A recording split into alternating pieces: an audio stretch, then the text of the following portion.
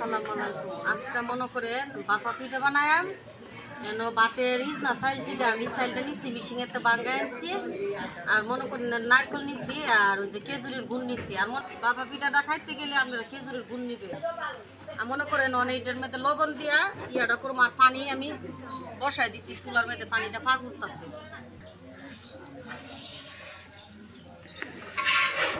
আমি লবণ দিয়ে দিতেছি গুঁড়িটির মেঝে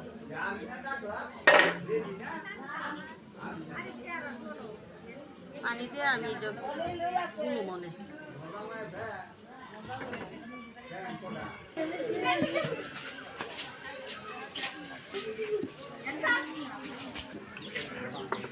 বাকিটা গুঁড়িটি যেভাবে ইয়া করে লুচি গুলা লুচি আপনারা এইভাবে ঠিক এইভাবে গুলা লবেন কিন্তু পানিটা একটু বেশি ধরে চেষ্টা করবেন আবার একবারে বেশি দিলেন না পেকুলো করে ইয়ে হয়ে যাবে আমি এইভাবে ইয়ে করে লুচি আমন ইটিরে চাইলে লই আমবো না ইয়েটা দেন আমি কি